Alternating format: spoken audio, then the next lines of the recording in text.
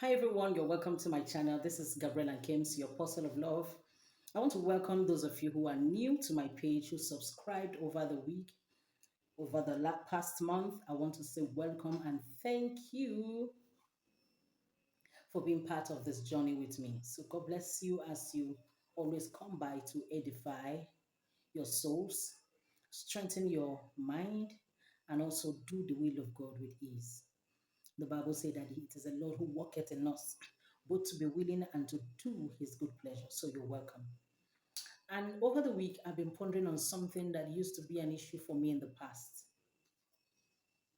And that thing is something that happens to every one of us, unknown to us, the effects of them all. So today I'll be talking about demonic pacifiers. Demonic pacifiers. And the word that comes to mind when you think of a pacifier is that of a baby. I'm going to put up the image on the screen. That of a new baby or a baby who is already who is in between the ages of 1 and 10 months. That rubber-like nipple effect substance that they are given to hold on to make their brain think that they're holding on to the nipple of their mother. So that's what we call a pacifier. Children who are infants love it a lot. So most times when they cry and maybe the mother is not close by or not free at the moment to breastfeed, they put in a pacifier in the mouth of the baby to make the baby feel like they are sucking the breast at the moment. So now does that ring a bell or is that familiar to any of us? Those times we may need a thing and it does not come by. Those dark times you've waited for something to change, something to happen, something to become yours, something to satisfy nor gratify you, yet it didn't come. Are there times in your life where you have designed a pacifier for yourself to make the situation roll by, or to make the time roll by, or to think you are waiting for something, but in essence, you're not waiting for anything because the pacifier does not have anything in it except the rubber feel.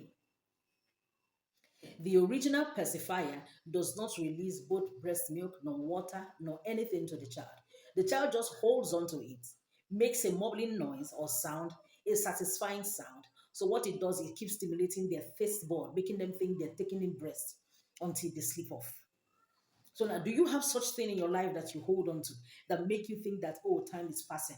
I'm trying to hold on to my feelings. I'm trying to hold on to the pain that I'm going through. For a while now, I have not been feeling it. But immediately I pull off the pacifier, I am faced with the reality of my life. Without beating back and forth, I want to present to you one of my top in the pacifiers list. Is what you call addiction sometimes are born out of pacification. They are born out of you trying to find something to pacify yourselves. So addiction may be in several categories. For some, it could be alcohol. For some, it could be drugs. For some, it could be substance. For some, it could be some kind of habit that is emotional. For some, it could be pornography. It could be playing with toddlers, whatever it is that you think that when you focus your mind to it, it gives you a satisfying effect for the moment, but it does not remove the situation from your table. And that's the bad part of pacifiers. And that's why I term them the demonic pacifier. One evil thing about a pacifier is that it will take from you, making you believe that it is giving you something. It's not giving you anything, it is taking from you. So when you're addicted to a thing and you just try to go numb from your feelings, go numb from the things that you're going through, you try to shut down by taking an alcohol and you feel high and you feel goozy and you try to like reminisce and dance off things. By the time you wake up, that situation is staring you before your face. It doesn't go away. Pacifiers does not go take away the fact that you're hungry for something. I'm going to come with you to the book of Jonah chapter 2 verses 8, the Bible began to write. It said, those who regard worthless idols forsake their own mercy. Another scripture, another translation will say, those who observe lying vanities forsake their own mercy. What does that mean? Lying vanities. This scripture calls it worthless idols. An idol is something you worship, something you honor, something you give attention to, something that you uphold with value, something you don't want to let go, something you allow to stay with you. But here the Bible calls them worthless idols. Another translation says they are what? Lying vanities. They lie to you, making you believe that, oh, I got you. I'm going to make you feel good at the moment. You're not going to remember that you have debts to pay. You're not going to remember that you have bills piling up by day. By the time I'm done with you, I'm going to give you a sweet, deep sleep. And after the sleep, what next? You wake up, the bills are still on the table. Demonic pacifiers.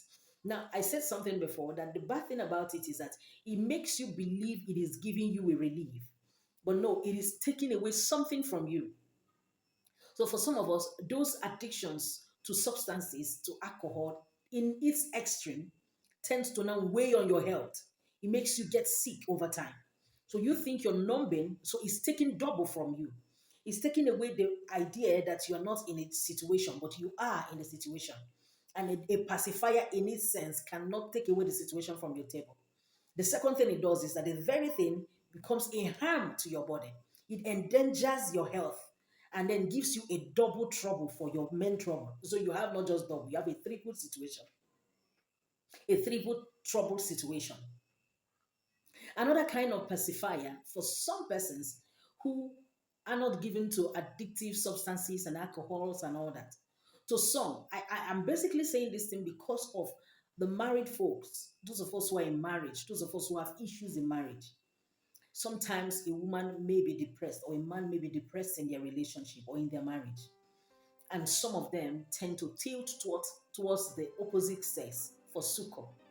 And while they are getting succor from that opposite sex, oftentimes it leads to emotional relationships, sexual relationships.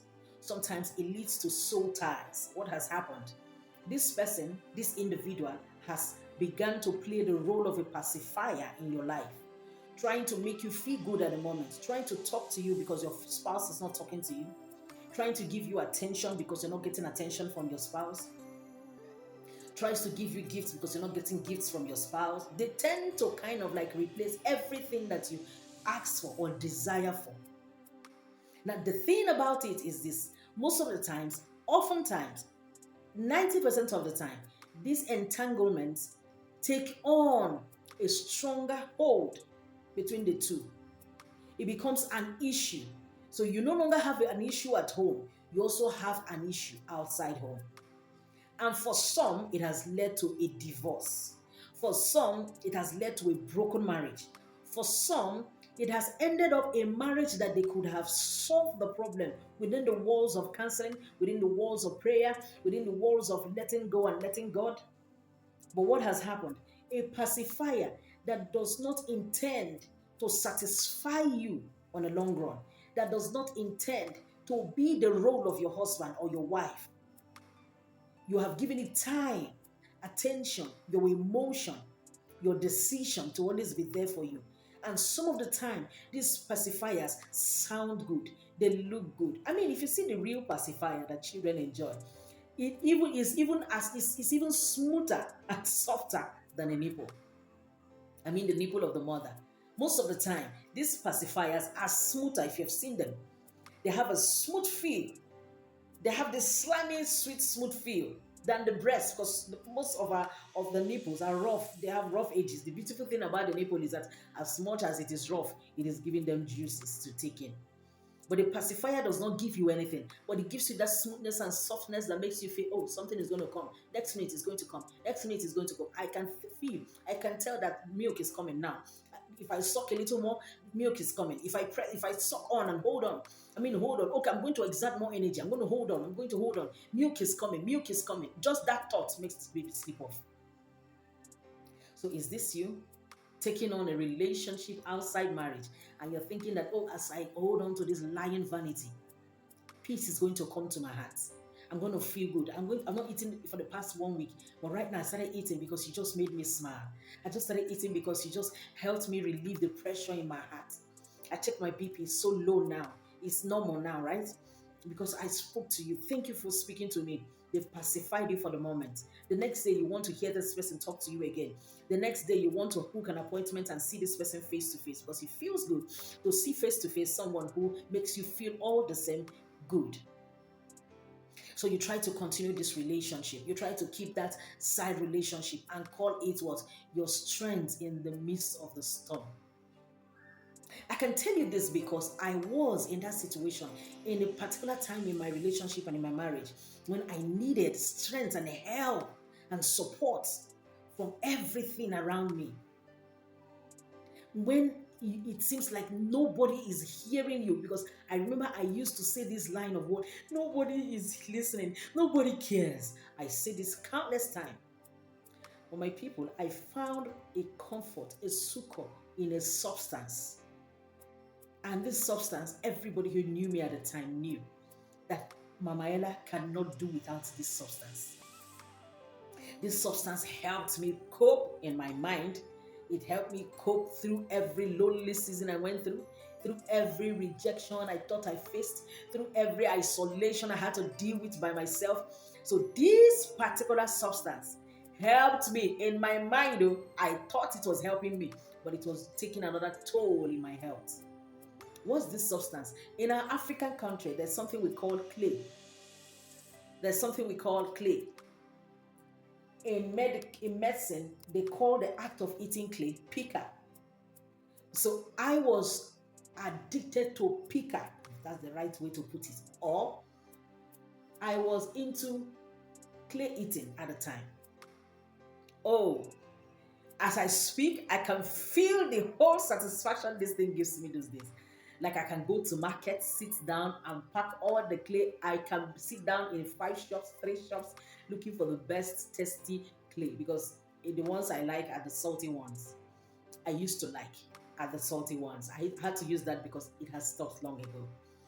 So I will be testing clay from one shop to the other until I find that sweet one that bangs right here.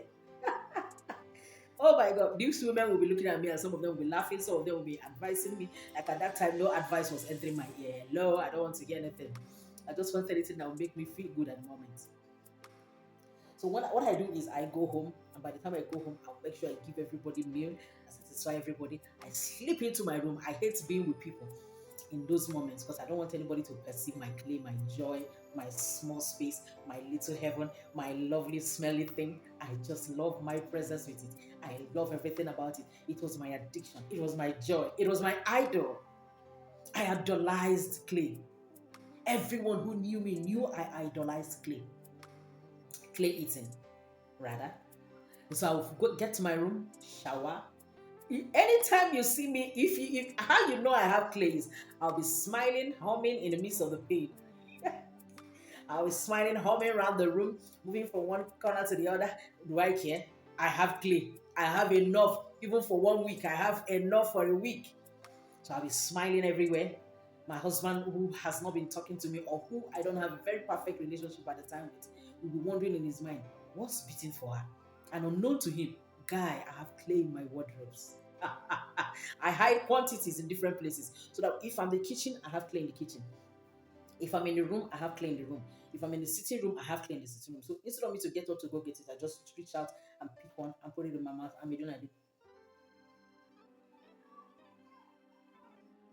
I'll be humming to myself. Happy! It gives me that feeling.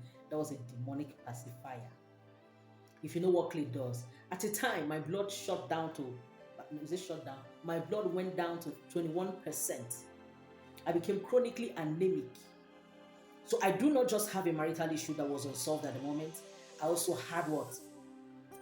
A situation whereby my health was now at the edge. So every time I began to get dizzy, all the time I became very weak. And I also noticed it gave me heavy bleeds, right? So you see, double trouble. This one is more than double. So I was having bleedings, heavy bleedings. I was having dizziness. My blood was now fluctuating between 25, 23. It never got up to 30 ever during those years. And this, I'm telling you, I'm talking about years. I'm not talking about a season. I'm talking about like 10 years of eating and living on pica, on clay. So this, my people, it continued. And I was finding my comfort, my answer, even though I prayed. I didn't really like feel like my prayers were. I prayed, but then my prayer was not a safe heaven the way Pika was for me. Mm. No matter what I said in prayer, Pika was like the next place to run to go and find satisfaction, man. So if I'm traveling, I have Pikas in my bag. Do you know the first time I visited Ghana, one of the African countries? I visited Ghana. So I left the conference early, and I knew we're all to retire in our hotels, and have a meeting because of the escort executives that came around. I took an excuse. I told the driver that drove us, I said, "Can you take me to Ghana's main market?" The guy thought, I can tell you, this guy thought in his mind that I'm coming to buy things from Ghana, or maybe trying to get maybe Ghana Kente, like all those materials, Ghana materials and all that. So yeah, women, we were buying things, but whenever we go to a new place, that's what the guy thought. So by the time I got to that Ghana market, they took me to Ashawai something market. That's the name, I can't remember. I know it's Ashawai something. As soon as I got there, I started looking for Igbo women in that market. By the time I found one woman who can interpret, because when I tell them, they don't understand. So I now found one woman who was okay, Ako. So you can imagine. Ako, I said, Ako. She said, "Go down, keep asking Ako, Ako, come and see me." I was good. Ako, okay, down, down, down. Ako, they said, "I need this kind of thing." You find it in one kind nonsense looking shops, because it's not something that is like healthy, edible kind of meal. Sometimes it's even used for skin issues and so many other things, but because it's an addiction. I got to the point, the woman now, I now found the woman that was selling everything. She has Ghana Ako, she has Nigerian Ako, she has Swahili Ako. I said, "What? You may have what? Let me have all of them and test them, man." I took all. I went to my hotel room. While the meeting was going on in the Zoom, I was just busy. Okay. Yeah, woman of God, what do you have to say? I'll say, okay, I think I'll put it down. I'll put it down in writing. I'll put it down in writing because I don't want them to hear. Because when I used to take those clay, my lips here were all white, my tongue all white. So I didn't want, while I'm talking, they're seeing my white substance. So I was like, I'll put it down in writing, okay? I'll put it down in writing. That's just the thing in that meeting. Then I muted myself and removed my video. And then I was watching them. I was really evil thing. That was a demonic pacifier. To the point I began to leak this clay in the dream. That was when I knew that I was being fed poison. And then I asked myself, I told myself, my husband face to face one day, I told him, "You see, you can afford not to talk to me. I really do not care. As long as I have clay, I have everything." That's what I told him. I said, "Clay gives me joy more than you give me." I told him that. And truly, I didn't say it to spite him. That's the way I felt at the moment. This thing had this flavor it gives. It has this smell. That's a soothing thing that comes from here, goes down. I feel sick when I take it.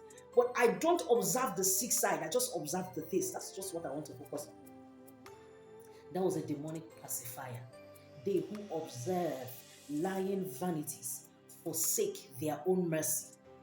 They forsake the mercy that the Lord would have shown them. Because if the times I took to give attention to my idol called clay, the times I took to give attention to look for it in all the local markets in town I can find, if I use that time to look for a prayer place, or look for an intercessory group to pray with me, or look for a place to go worship, or look for a place to go do prayers, or a mountain to go pray. If I don't know that on the spiritual side, I don't think the situation would have stayed for how many years that it did. Why? Because the enemy gave me a demonic pacifier that made me feel like everything is good as long as I had it. To hell with anybody who talks to me or who didn't want to talk to me. To hell with anybody who wants to make me feel rejected or feel unloved. I don't care. If you don't love me, I love my clay.